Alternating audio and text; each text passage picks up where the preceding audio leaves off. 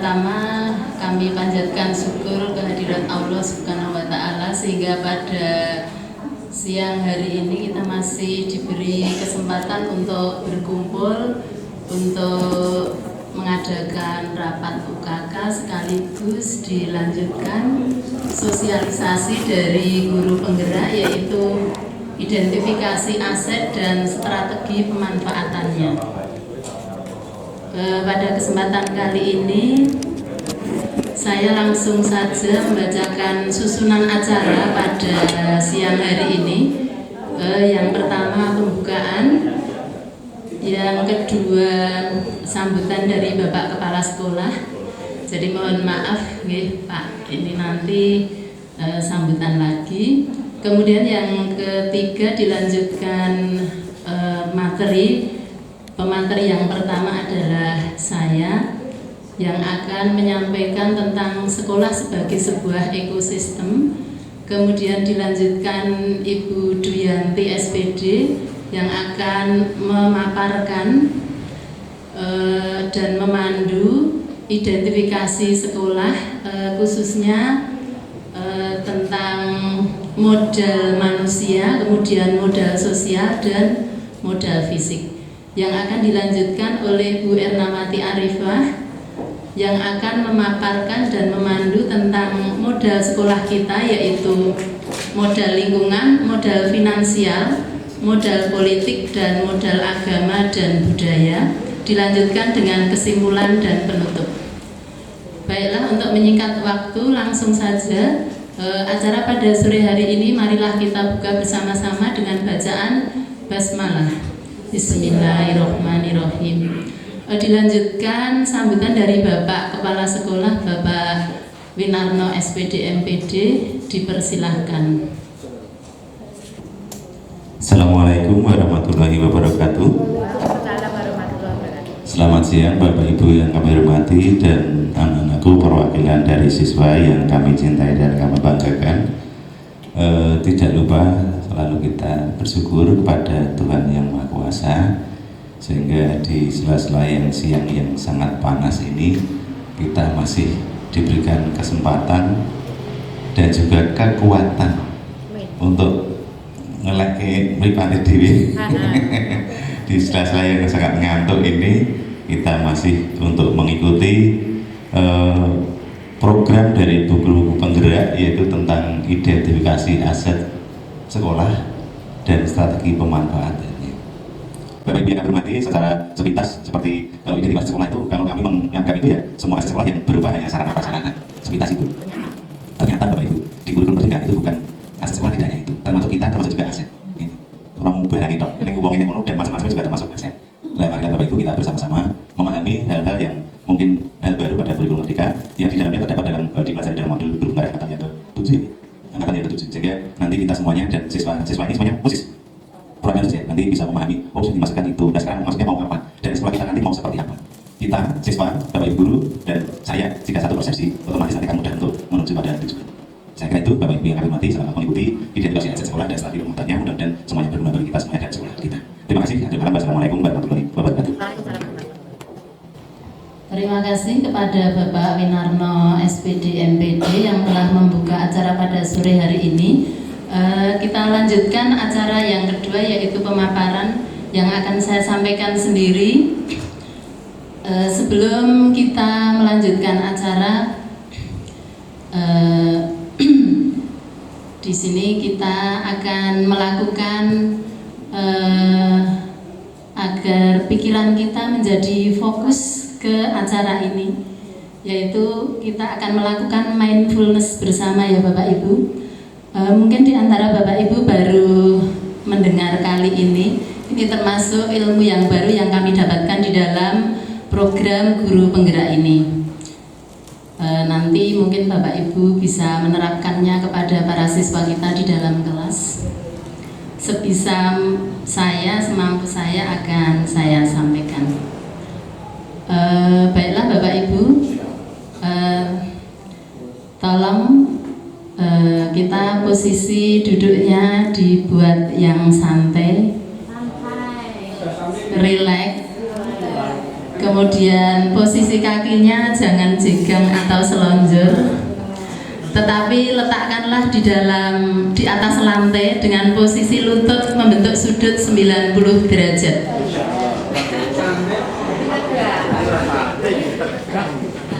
Kemudian posisi bahu kita buatlah sesantai mungkin. Letakkanlah tangan di atas lutut.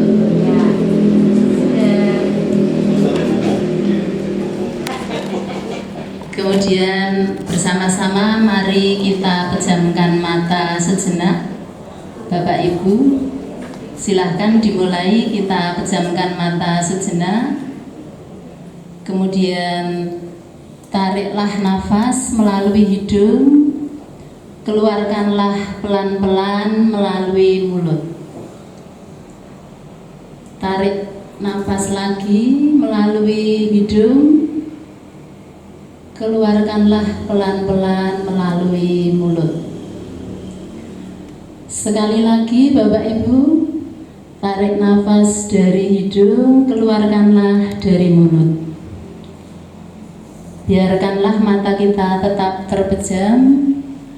Rasakanlah energi yang masuk mulai dari kepala, leher, kemudian ke punggung, kemudian ke perut, terus ke tangan, hingga turun ke kaki dan ke seluruh tubuh kita. Marilah kita mensyukuri apa yang telah diberikan oleh Allah hingga pada saat ini kita masih diberi kesempatan untuk membersamai anak-anak kita, para siswa di SMA Negeri tercinta ini, dan juga masih diberi kesempatan untuk menghirup udara sehingga masih bisa membersamai keluarga dan anak-anak kita. Marilah hal ini kita syukuri dan kita manfaatkan dengan sebaik-baiknya, karena kita tidak tahu kesempatan yang baik ini akan kita dapatkan sampai kapan. Bahkan mungkin sore nanti atau besok pagi, apakah kita masih bisa mendapatkannya, kita tidak tahu. Insya Allah kita akan masih terus mendapatkan kesempatan tersebut. Baiklah Bapak Ibu, sekarang silahkan dibuka matanya pelan-pelan.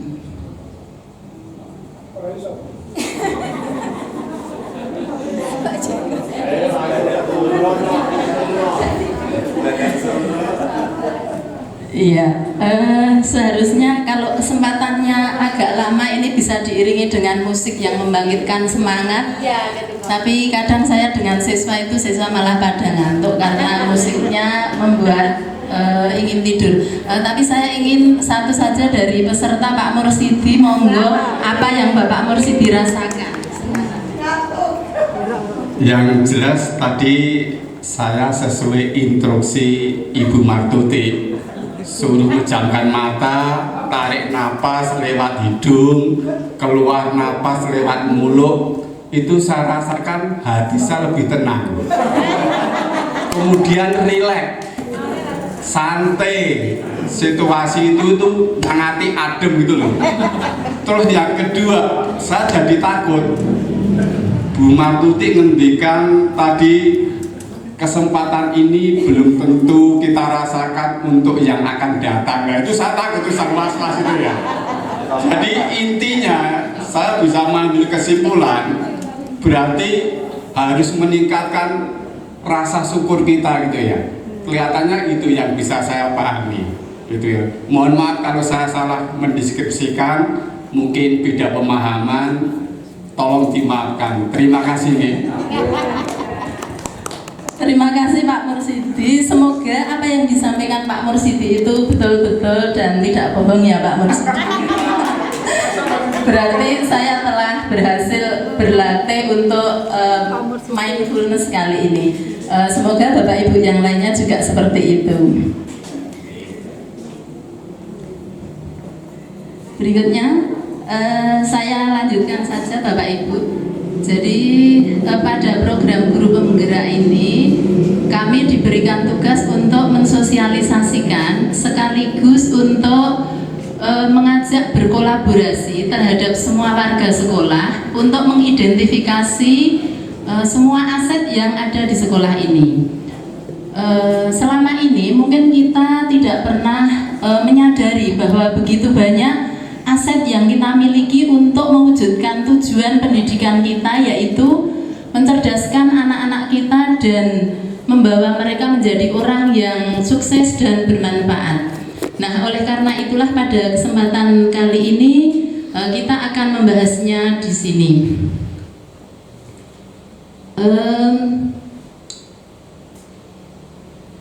Pada sekian lama, Bapak Ibu, sekian lama bertahun-tahun, selama ini pendekatan yang digunakan untuk mewujudkan tujuan pendidikan itu berbasis pada kekurangan atau yang dinamakan dengan defisit approach atau pendekatan berbasis kekurangan. Jadi untuk mewujudkan tujuan pendidikan itu kita sering melihat atau sering terjebak pada apa yang kurang di sekolah ini. Misalnya saja lab yang tidak lengkap, kemudian para siswa yang sulit diatur misalnya, kemudian guru-gurunya yang sering terlambat misalnya. Kita cenderung melihat hal-hal yang negatif seperti itu. Nah, itu merupakan paradigma lama Bapak Ibu. Jadi prinsipnya kita dituntut dan diajak untuk beralih pada paradigma baru, yaitu berpikir berdasarkan dengan kekuatan atau aset. Jadi marilah mulai sekarang kita berpikir pada kekuatan atau aset apa yang bisa kita miliki untuk mewujudkan tujuan pendidikan kita. Sekolah ini merupakan sebuah ekosistem. Ekosistem itu ditandai dengan adanya interaksi antara makhluk hidup dengan faktor yang abiotik atau tidak hidup. Contohnya makhluk hidup di sekolah ini ya termasuk kita semua, Bapak Ibu guru dan karyawan, kemudian para siswa, kemudian termasuk juga pengawas sekolah, Bapak kepala sekolah, kemudian juga dinas yang terkait, kemudian juga orang tua termasuk, kemudian juga masyarakat di sekitar kita. Saya menyadari Bapak Ibu bahwa saya tahu Bapak Ibu tentu sudah lebih paham dari kita, tetapi ya itu tadi karena posisi kita sebagai guru penggerak memang diberikan kewajiban untuk mensosialisasikan hal ini, maka walaupun pengetahuan kami sangat-sangatlah terbatas, maka kami harus menyampaikannya. Jadi ini merupakan suatu tugas atau kewajiban yang harus kami sampaikan dan kami laporkan kepada para fasilitator. Jadi di antara faktor abiotik tadi, ya kita bisa melihatnya antara lain adalah sarana dan prasarana, kemudian faktor finansial dan juga faktor lingkungan. Nah, nanti akan disampaikan oleh kedua teman saya. Jadi ini hanya diberi waktu sekitar 10 menit saja. Saya tahu Bapak Ibu sudah begitu meluangkan waktu dan sepertinya sudah ingin segera pulang karena sudah jam 2.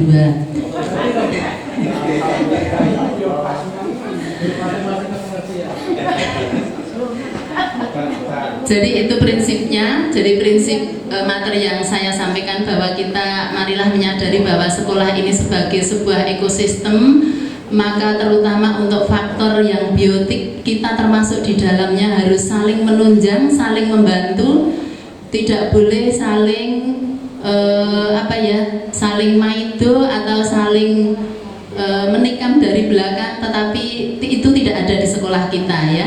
Sekolah kita dipenuhi oleh orang-orang yang sangat baik yang akan membantu kita untuk mewujudkan tujuan bersama. Terus yang kedua, bahwa kita harus berusaha meninggalkan paradigma lama. Memang itu sangat-sangatlah sulit, termasuk saya, bahwa kita mungkin memang sering membicarakan hal-hal yang kurang atau potensi-potensi negatif di sekolah ini. Tapi marilah mulai sekarang kita untuk mengurangi hal itu sedikit demi sedikit. Karena setiap pikiran itu akan mencari teman sejenisnya. Ketika kita memikirkan satu pikiran yang negatif, negatif maka akan dikelilingi atau disertai oleh beratus-ratus pikiran negatif yang lain yang menyertainya. Percaya apa tidak Bapak Ibu? Maka marilah kita beralih pada paradigma baru, yaitu berpikir berdasarkan aset. Ketika kita memikirkan sesuatu yang positif, aset positif di sekolah ini satu saja, maka akan disertai oleh beberapa pikiran positif yang lainnya yang akan mendukung tentu saja untuk mewujudkan tujuan kita bersama, yaitu demi siswa-siswa kita. Oleh karena itu saya tidak berpanjang lebar. Berikutnya akan disampaikan oleh Bu Dwi. Silakan Bu Dwi untuk menyampaikan materi tentang modal manusia, kemudian modal sosial dan modal fisik. Dan silakan untuk dipandu Bapak Ibu guru semuanya. Jadi pada kesempatan ini Bu Iva dan Bu Dwi tidak hanya menyampaikan sosialisasi, tetapi juga memandu, mengidentifikasi. Walaupun kita sudah bertiga sudah mengidentifikasi dan merincinya, tetapi tidak menutup kemungkinan apabila ada masukan dari Bapak Ibu semuanya dan juga mungkin tidak cocok, maka kita bisa menghapusnya. Demikian Bapak Ibu semuanya, mohon maaf dari saya bila banyak kekurangan. Saya akhiri. Wassalamualaikum warahmatullahi wabarakatuh. Nanti saya tidak usah berbicara lagi, jadi setelah Bu Dwi langsung diteruskan oleh Bu Ernawati Arifah. Silahkan. Terima kasih Bu Martuti untuk waktunya. Mohon maaf saya tak kebal aja ya, kalau di atas saya merasa tinggi. Assalamualaikum warahmatullahi wabarakatuh. Selamat siang Bapak Ibu guru hebat semua dari SMA Negeri 1 Balitono dan anak-anakku perwakilan dari OSIS yang siswa-siswi hebat dari SMA Negeri 1 Balitono. Terima kasih untuk waktunya. Jadi ini untuk efektivitas waktu. Jadi ini kalau kita umpamakan sekolah kita itu sebagai suatu ekosistem Bapak Ibu, di situ ada unsur biotik dan abiotik. Jadi tidak hanya seperti yang dikatakan Pak tadi hanya ada sarana prasarana dan macam-macam. Jadi ada unsur yang hidup dan tidak hidup. Kalau dalam biotik dan abiotik itu unsur hidup dan tidak hidup. Jadi untuk unsur yang hidup itu ada manusia, kemudian sosial dan lain-lainnya. Kemudian untuk yang tidak hidup itu ada keuangan, sarana dan prasarana dan lingkungan sekitar kita. Nah, di sini kami mengajak warga SMA Negeri Balitono untuk mengidentifikasi aset sekolah kita dan bagaimana pemanfaatannya. Di sini kami dari CGP Angkatan 7 kami bertiga sudah mengelompokkannya, sudah mengidentifikasi bersama. Hanya ini kami minta pendapat Bapak Ibu guru mungkin bisa ditambahkan atau anak-anak sekalian bisa ditambahkan atau ada yang mungkin dikurangi. Ini jadi aset yang ada di sekolah kita yang bisa kita manfaatkan untuk kemajuan sekolah kita. Jadi yang pertama untuk aset manusia ini yang pertama ada Bapak Kepala Sekolah, di mana Bapak Kepala Sekolah ini sudah S2. Kemudian perannya di sini sebagai manajer dan penilaian data. Selanjutnya untuk strategi pemanfaatannya nanti sebagai pemimpin pengelolaan sumber daya. Kemudian yang kedua aset dari manusia guru. Untuk guru di sini ada 49 guru di sekolah kita, di mana 3 sudah S2. Kemudian ada beberapa yang masih dalam proses S2 ya. Semoga segera lulus. Kemudian ada 46 itu S1. Di mana dari keseluruhan itu 75% itu berada di usia produktif antara 28 sampai 45 tahun. Di sini perannya usia produktif 2 sampai 45 itu masih gimana? Maksudnya usia masih energi banget. Energi maksudnya apa? Saya tahu yang dimaksud. Ini tanya saja. Apakah seusia saya misalnya yang kalau mengajar tepat aku itu dikatakan tidak produktif tidak langsung. Pemahaman ini saya tadi dengar dari ini ya. Ini rata-rata itu sudah 46 ke atas ini pada.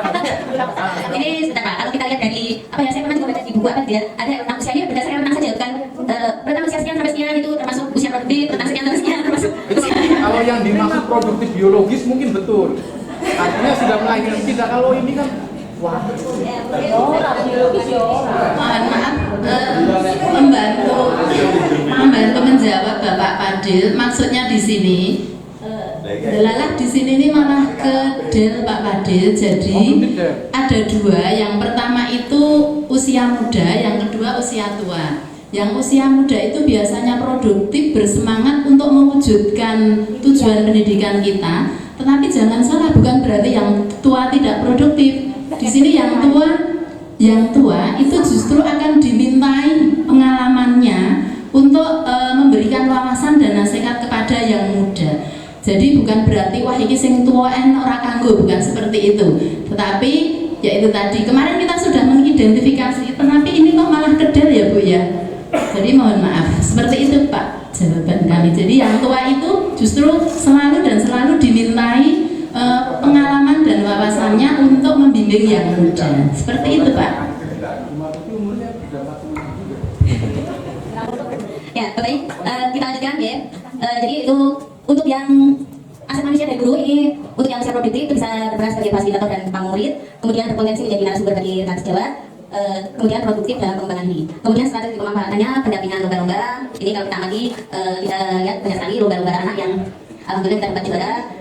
Itu banyak dibimbing guru muda, meskipun banyak juga yang dibimbing guru yang sudah sepuh mendapatkan juara. Jadi kita tidak mendiskriminasikannya, tapi fakta-faktanya memang seperti itu. Oke, ya, nanti makanya kita minta masukan dari Bapak Ibu. Jadi kita kami jabarkan dulu. Nah, nanti kalau mau dikurangi atau ditambah, kita silakan. Oh, saya tahu karena mau ini. Saya masih 45 Mas ya. Mas, saya masih. Baik Bapak Ibu, ini untuk yang lainnya yang ketiga siswa, di mana jumlah siswa kita itu ada hampir 1000, itu dengan beragam dalam sosial ekonomi, agama dan karakternya. Ini bisa berperan sebagai sumber belajar bagi teman sebagainya. Kemudian untuk strategi pemanfaatannya dengan mengembangkan bakat dan minat murid melalui kegiatan ekstrakurikuler. Yang keempat, TU dan tenaga pendidikan, di mana tingkat pendidikan itu di TU memang D3 yang terampil dalam administrasi. Perannya sebagai pelayanan kebutuhan pembelajaran murid. Untuk strategi pemanfaatannya pelayanan administrasi yang cepat dan akurat karena adanya di data di sekolah. Jadi data itu terkomunikasi dan terkoneksi dengan baik. Yang kelima, untuk aset manusia itu ada komite yang komunikatif. Jadi komite sekolah itu juga masuk aset manusia. Perannya di sini sebagai mitra sekolah dalam mengambil kebijaksanaan sekolah. Strateginya dengan melakukan diskusi dengan komite sekolah supaya memberikan pertimbangan dan persetujuan akan kebijakan sekolah yang akan diterapkan. Yang keenam itu ada juga alumni yang aktif. Di sini nanti perannya bisa sebagai narasumber untuk studi lanjut dan bagi pengalaman kerja. Kemarin juga kita sudah menghadirkan alumni kita yang sudah bekerja, ya. Ini sudah kita laksanakan. Kemudian untuk strategi pemanfaatannya membentuk ikatan alumni sekolah. Selanjutnya, yang ketujuh orang tua atau wali. Di sini perannya sebagai mitra sekolah dalam pelaksanaan pembelajaran. Misal sebagai guru tamu atau narasumber sesuai dengan keahlian. Jadi ini bisa kita dari orang tua menghadirkan orang tua sebagai guru tamu di kelas. Strategi pemanfaatannya dengan membuat edaran yang berisi kebijakan sekolah serta program parenting untuk orang tua atau wali. Dan yang lainnya sebagai narasumber dalam kegiatan PKBU. Dan yang kedelapan, pedagang kaki sekolah, ini juga masuk aset. Ya. Ini perannya sebagai layanan kebutuhan konsumsi untuk warga sekolah. Strategi pemanfaatannya mengadakan sosialisasi perihal makanan bergizi bebas dari zat pengawet pada pedagang kaki sekolah. Ini untuk aset manusia. Dari untuk aset manusia ini, Bapak Ibu, kira-kira ini hasil dari analisa kami ketiga. Mungkin ada yang perlu ditambah atau dikurangi, atau dari Bapak Ibu ada tambahan lain mungkin ada aset tadi yang bisa dari usaha manusia yang bisa kita tambahkan. Dari Pak Kadi tadi yang gimana? Isinya tadi? Oke. Sama itu, berarti kan mengubah presentasinya nanti. Karena presentasi berapa itu yang sampai 60 berani, Bu. Ya, baik, terima kasih Pak Kadi dan Pak Kusiki untuk masukannya. Nanti, ya, nanti kita tambahkan lagi ya. Kemudian yang lainnya, sudah dari siswa ada tambahan? Silakan. Sudah cukup. Ya. Sudah kita lanjutkan ya. Yang kedua modal sosial. Yang termasuk modal sosial ini kami analisa ada komunitas guru penggerak karena ini di SMA kita sudah banyak yang guru penggerak, jadi mungkin bisa kita sebut komunitas. Kemudian perannya ini nanti sharing untuk kreativitas mengajar, jadi kita bisa saling tukar pengalaman. Strategi pemanfaatannya ini nanti mungkin bisa dengan membuat grup WA, grup penggerak kabupaten Boyolali. Selanjutnya ada MGMPS, jadi ada MGMP tingkat sekolah di tempat kita. Itu perannya sebagai wadah meningkatkan kemampuan untuk membuat penilaian yang berkualitas, peningkatan kompetensi guru melalui fintech atau diklat yang diselenggarakan oleh MGMPS. Kemudian strateginya dengan mengusulkan kepada kepala sekolah untuk membuat kegiatan fintech atau diklat pengembangan diri. Yang ketiga, perusahaan di sekitar kita. Perannya di sini sebagai CSR, bantuan dari perusahaan untuk membantu pengembangan sekolah secara fisik, sarana prasarana dan pengembangan SDM. Strategi pemanfaatannya dengan mengajukan proposal ke perusahaan. Kemudian yang keempat ini ada komunitas peduli siswa oleh guru. Jadi tempat kita alhamdulillah sudah ada kegiatan peduli untuk siswa yang setiap bulan kita di Natung. Itu kemudian untuk perannya di sini memberikan bantuan kepada siswa yang membutuhkan. Jadi perannya sudah banyak sekali. Bisa kita lihat sendiri hasilnya. Gitu. Selanjutnya untuk strategi pemanfaatannya membuat program karya peduli siswa. Ya. Kemudian kerja peduli siswa. Kemudian yang kelima komunitas belajar. Di sini perannya untuk sharing pembelajaran merdeka mengajar. Kemudian strategi pemanfaatannya dengan penjadwalan fintech untuk berbagi ilmu. Yang keenam, KMB komunitas mahasiswa Boyolali. Di sini perannya untuk memberikan informasi perguruan tinggi pada murid. Strateginya dengan mengadakan kegiatan sosialisasi perguruan tinggi dalam bentuk expo. Yang ketujuh, sini ada dinas sosial dan lembaga sosial masyarakat. Perannya untuk memupuk kesadaran sosial murid menjadi narasumber kegiatan prima. Dan strategi pemanfaatannya dengan kunjungan ke lembaga sosial di bawah naungan dinas sosial, kunjungan ke panti asuhan dan menjadi narasumber seminar. Ini untuk modal sosial. Dari sini untuk modal sosial, kira-kira bagaimana Bapak Ibu perlu ditambah atau ada yang harus kita kurangi? Ya, monggo Pak Is.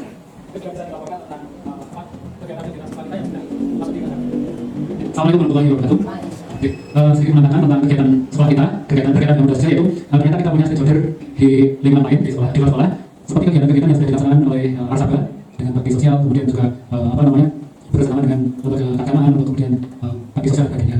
Dan juga mungkin berkaitan dengan modal sosial yang lain itu berkaitan dengan masyarakat sekitar yang berkontribusi terhadap program sekolah termasuk kemarin tentang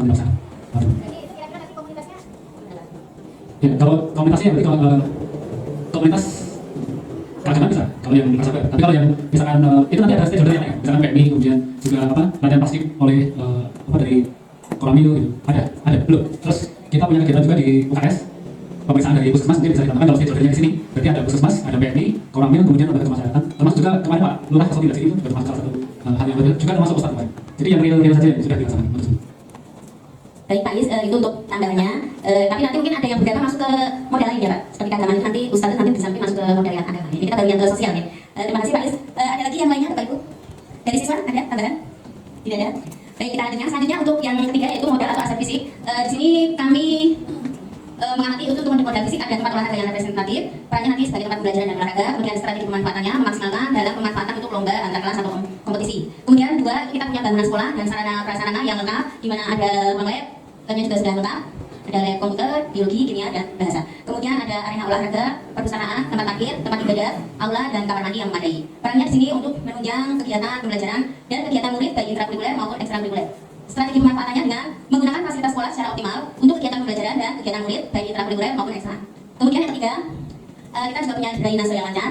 Di sini perannya untuk menjaga lingkungan tetap nyaman. Strategi pemanfaatannya dengan pengambilan jadwal kebersihan. Dan yang keempat, kita di sini punya internet yang memadai, jaringan internet di sini sangat memadai. Perannya akses sebagai sumber belajar dan strategi pemanfaatannya nanti pemanfaatan internet dalam pembelajaran. Ini untuk modal fisik yang kami amati. Mungkin dari Bapak Ibu, guru atau siswa ada yang mau menambahkan kira-kira kita punya modal apa lagi di fisik ini yang bisa kita tambahkan? Ya mungkin luput dari pengamatan kami. Sudah? Tidak ada ya Bapak Ibu? Sudah cocok ya? Ini jadi kita sudah bahas tinggal modal manusia, modal sosial, dan modal fisik. Masih ada beberapa modal lagi yang bisa kita amati yang nanti akan dilanjutkan oleh Bu Kenawati Arifah. Cukup sekian dari saya. Wassalamualaikum warahmatullahi wabarakatuh. Baik, terima kasih Bu Dwi. Assalamualaikum warahmatullahi wabarakatuh. Selamat siang Bapak Ibu. Pemerintah kayaknya sudah mulai memasuki. Kayak selalu sudah dari tadi Pak. Yang kali ini ketimpannya mungkin agak telat ya. Baik Bapak Ibu, terima kasih sekali sudah berkenan hadir di sini dan masih harus berlanjut. Masih ada 4 lagi Bapak Ibu ya. Dan saya akan agak cepat aja. Ini udah pada kesan ya. Oke, baik di modal berikutnya adalah modal lingkungan. Di sana ada akses jalan lingkungan yang bersih, udara bersih dari bebas polusi. Karena sekolah kita terkenal dengan sekolah mewah ya Bapak Ibu ya. PP sawah. Jadi oksigennya masih dapat banyak ya apalagi kalau pagi hari. Dan ini memberikan kontribusi yang besar untuk kenyamanan belajar bagi murid. Dan Bapak Ibu, strategi pemanfaatannya adalah menugaskan satpam untuk mengatur lalu lintas, mungkin menjaga kebersihan oleh petugas kebersihan dan sebenarnya masih ada lagi ya, memanfaatkan ekstra PKS ya kan belum ada kayaknya. Dulu pernah ya Pak Is ya, zaman dulu sudah ada. Oh ini sudah disiapkan kayak luar biasa. Belum dimunculkan, baik nanti akan kita munculkan untuk strategi pemanfaatannya biar nanti akses penggunaan jalan dan sebagainya bisa diatur. Dan Bapak Ibu, kebetulan juga di dekat sekolah kita ada pasar ya, pasar Tenggin yang di situ representatif sekali untuk jalur perdagangan. Jadi kalau mungkin beberapa tahun ke depan di ruas jalan depan sekolah kita sudah mulai diperlebar gitu ya. Jadi aksesnya akan semakin ramai dan mungkin ini bisa menjadi salah satu strategi juga untuk pemanfaatan lokasi tempat sekolah kita yang strategis ini untuk pengelolaan sumber daya ekonomi gitu ya. Mungkin bisa dikasih toko-toko juga. Ya, tapi kan bisnisnya agak sulit ya. Ya, Alfamart ya, Alfa Smabang. Ini bisa diproduktifkan untuk lahannya. Kemudian ada pasar hewan juga dan pasar itu sebagai salah satu laboratorium ekonomi yang di luar lingkungan dan ini sangat bermanfaat buat anak didik kita. Jadi anak-anak bisa kita ajak ke sana untuk mengetahui secara realita gimana sih berdagang itu. Karena saya yakin anak-anak itu ini sudah senyum-senyum. Ya, pernah nggak jual beli di pasar? Beli pernah ya? Jual? Belum. Rasanya jadi pedagang pernah bersaing? Belum. Oh, udah pernah ya? Ada sebagian kalau di kami di sekolah. Tapi kalau ketika di pasar itu nanti realitanya berbeda. Gitu. Kalau di sekolah nggak untuk di orang-orang gitu ya. Di pasar nanti tidak hanya berkaitan dengan konsumen, tapi pesaing bisnis kita juga banyak. Dan ini perlu kerja keras ketika harus langsung gitu ya, langsung berada di lapangan. Kemudian ada alun-alun Bapak Ibu, alun-alun kita juga dekat sekali dengan sekolah, di mana di situ sebagai pusat rekreasi bisa untuk mindfulness juga. Jadi kalau Bapak Ibu pengen anak-anaknya agak invest kayak senyum-senyum ya, kalau diajak kelima terus mau banget ya, mau Bapak Ibu. Tapi jalan nih, nggak apa-apa, ada sekarang ada jalannya. Nah ini pusat rekreasi dan juga sumber belajar sosial murid. Nah bisa aja juga ya kalau di sana saya pernah lihat banyak kreasi yang ditampilkan. Mungkin semoga kalau mau action gitu ya tanpa harus sewa panggung di sekolah bisa aja di sana. Kita action untuk apa ya namanya istilahnya, mengeluarkan nama Smaba gitu ya. Smaba ternyata siswanya keren-keren gitu, punya kreativitas dan sebagainya. Kemudian di sini bisa untuk pelaksanaan pembelajaran kontekstual di luar ruangan. Kemudian ada persawahan dan perkebunan. Cuma sayangnya bukan di sekolah gitu. Tapi dari sana pun suatu saat kita bisa meminta izin kepada mungkin pemilik sekolah, pemilik sawah, bukan ada ya kayak gimana gitu ya, untuk bisa anak-anak diajak ke sawah untuk punya pengalaman bagaimana mengelola pertanian itu gitu ya. Jadi kalau anak-anak NTK itu biasanya diajak ke amanah Bapak Ibu di sekitar Tawangmangu ya. Di sana diajari bercocok tanam. Jadi nandur itu diajari gitu ya. Pernah alami yang anak-anak ini? Pernah alami nandur? Belum ya. Nah ini bisa aja ya di lokasi sekitar kita bisa kita pakai. Dan kemudian ada sekolah dengan akses kelas dengan kelas yang nyaman, sudah ada AC-nya dan sebagainya. Dia fasilitasnya insya Allah sudah lengkap. Cuma mungkin akan ada perbaikan gitu. Semoga nanti di tahun ajaran baru semua fasilitas sudah ready untuk dipakai gitu ya. Senang nggak kalau ready? Kalau kelasnya dingin senang ya? Kecuali kalau hujan ya. Oke, kemudian ada modal finansial nih Bapak Ibu. Oh iya, saya belum nanya nih Bapak Ibu nih. Ada tambahan kira-kira? Cukup ya? Sudah cukup ya? Oke, baik langsung ke modal lingkungan. Di modal lingkungan kita punya akses jalan yang bersih, udara bersih, bebas polusi. Oh ini udah 5. Modal finansial. Di sini ada beasiswa bank, ada basis, ada dana alokasi khusus, ada bantuan dari CSR dan BUMN. Nah ini bisa kita manfaatkan Bapak Ibu untuk kita sudah tidak boleh memungut biaya dari orang tua siswa ya, tapi kita punya akses modal dari berbagai macam ini. Termasuk kemarin anak-anak Rohis kayaknya sudah mulai belajar untuk bagaimana public speaking ya, bagaimana gitu ya dengan pengusaha-pengusaha sekitar sekolah kita. Mereka mengajukan proposal dan kebetulan di Bapak Ibu. Ternyata sekolah kita itu anak-anaknya banyak dari pemilik toko bangunan. Banyak sekali ya. Kalau itu sampai kemarin dapat berapa Pak Taufik pendanaan kemarin? Dapat sekitar 5 juta ya. Itu hanya dari anak-anak sendiri yang nyari dengan proposal mereka.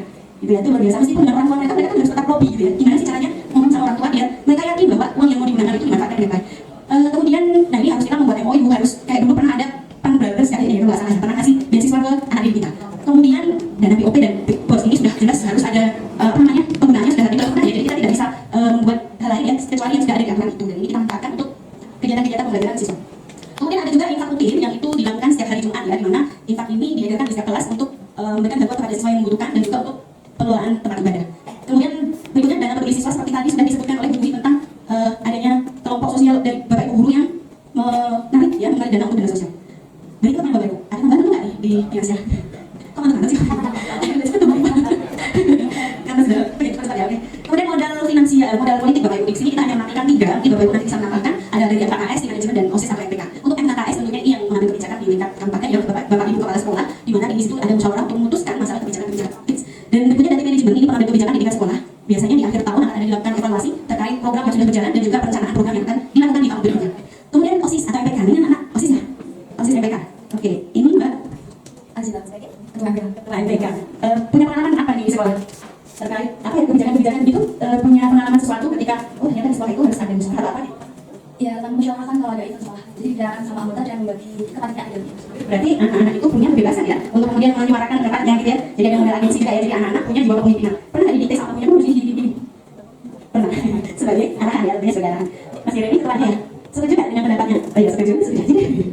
Ada pendapat mungkin tambahan Jeremy? Cukup ya? Oke, kan jangan cukup namanya.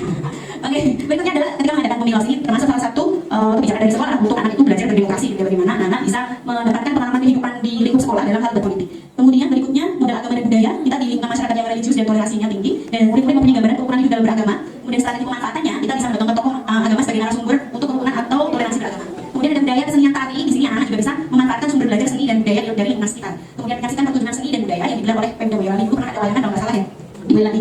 Kemudian Bapak Ibu di nomor 3 kita punya kearifan lokal, ada sadana, padusan, kepatan. Tapi kalau di khusus Bali kayaknya sudah tidak ada ya. Lingkungan sekitar dan juga di Bali ini sudah tidak ada. Kemudian ini bisa dipakai sebagai sumber belajar tentang kebudayaan masyarakat sekitar dan bisa dengan strategi pemanfaatannya dalam menyaksikan kegiatan tersebut. Kemudian ada sanggar budaya, ini juga kayaknya wilayah Boyolali ya, di sekitar sekolah kita ada sebagai tempat latihan tari dan teater. Ada nggak Pak Is atau Pak Heri mungkin di sekitar kita di Bali tempat teater itu ada? Di sekitar Bali ya Pak ya? Oh, di Ngarwaru, mungkin itu menjadi salah satu sumber belajar kita ya. Bisa aja tuh anak-anak akan diundang untuk narasumber. Tapi teman kita habis ya Pak. Tapi waktu sudah habis. Oke, lanjut di kegiatan ada rohis, ada rokris. Rohis itu rohani lisan, rokris dari rohani Kristen. Ini untuk melatih murid untuk berorganisasi di bidang keagamaan. Strategi pemanfaatannya adalah membuat program kerja keagamaan seperti peringatan hari besar keagamaan. Kemudian tadi yang sudah dijalankan di depan, kita ada patroli ketertiban siswa atau PKS. Ini melatih pembiasaan budaya positif untuk murid. Jadi anak-anak diberi semacam tanggung jawab untuk bisa baik bertanggung jawab pada dirinya sendiri dan juga kepada teman-temannya bagaimana mengatur teman-temannya dalam hal kedisiplinan. Kemudian membuat program ketertiban siswa, contohnya budaya bebas emisi dengan mematikan motor di gerbang sekolah dibantu oleh tim PKS. Ini kalau naik ke atas kayaknya nggak mungkin. Mungkin ada program lain yang nanti gimana sih mengurangi emisi karbon. Kemudian saya akan membacakan kesimpulan, sudah akhir Bapak Ibu. Akan membacakan kesimpulan tadi tentang modal manusia bahwa Bapak Kepala Sekolah kita sudah memiliki kapasitas yang luar biasa dengan beliau sudah S2, kemudian 49 guru dengan diantaranya 3 guru sudah S2 dan sisanya semuanya S1. Kemudian ini tadi dikritik oleh Pak Fadil tentang 75% guru produktif, maksudnya ya Pak Fadil kan juga pernah produktif juga ya di usia itu gitu ya. Sekarang juga masih ya, tidak salah. Ya. Kemudian siswa berjumlah sekitar 893 di mana mereka beragam dalam sosial, ekonomi, agama dan karakternya. Kemudian dari tenaga TU di sana ada D3 dan juga SMA atau SMK yang tampil dalam pelayanan publik. Kemudian ada komite dan alumni yang aktif dan orang tua yang komunikatif. Kemudian di modal sosial Bapak Ibu, komunikasi guru penggerak, komunitas guru penggerak, kemudian adanya kerjasama perusahaan sekitar, komunitas peduli siswa, komunitas mahasiswa dan dinas sosial atau LSM. Tadi ada tambahan dari Pak Is tentang adanya apa tadi? Stakeholder yang terdiri dari beberapa, kemudian PMI termasuk di dalamnya ya Pak ya. Kemudian ada aset finansial, ada beasiswa, kemudian ada DAK, bantuan dari CSR, BOP, BOS, infak rutin siswa dan dana peduli siswa. Kemudian modal fisik itu ada bangunan fisik yang sudah luar biasa bagus gitu ya dan sangat nyaman. Kemudian laboratorium lengkap, ada perpustakaan, arena olahraga, parkir dan drainase dan internet yang memadai. Kemudian ada modal lingkungan, itu akses jalan yang sudah cukup lebar gitu ya. Kemudian lingkungan yang bersih, ada pasar, ada alun-alun, ada sawah dan kelas yang nyaman.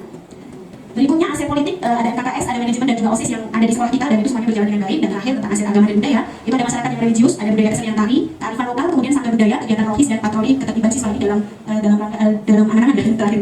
Oke, itu Bapak Ibu sepertinya selesai untuk kegiatan identifikasi siswa kita. Adakah Bapak Ibu yang memberikan masukan bagi kami? Tidak ada. Bersama-sama jago. Oke, kalau tidak ada, saya mengucapkan terima kasih sekali atas partisipasi Bapak Ibu untuk mengikuti kegiatan kami di aset sekolah dan juga pemanfaatannya. Harapan kami adalah Bapak Ibu tidak hanya sekedar Bapak Ibu ikut, tetapi dari sini Bapak Ibu sudah mulai menata diri, membayangkan aset apa yang kemungkinan bisa kita manfaatkan dan kita maksimalkan dengan baik. Ingat Bapak Ibu, tahun berikutnya tantangan kita tidak semakin sedikit tetapi akan semakin bertambah, begitu ya. Sedangkan tenaga kita tidak semakin kuat tetapi akan semakin melemah. Nah, itu ya. Jadi mohon Bapak Ibu bisa saling menyemangati, saling berkolaborasi. Demikian Bapak Ibu, sudah cukup ya Bu Martuti, Bu Dwi, terima kasih sekali lagi. Kita langsung aja mengakhiri kegiatan kita hari ini dengan bacaan hamdalah bersama-sama. Alhamdulillahirrahmanirrahim. Mohon maaf jika banyak hal yang kurang berkenan. Saya dan juga teman-teman saya, Bu Martuti, Bu Dwi, mohon undur diri. Assalamualaikum warahmatullahi wabarakatuh.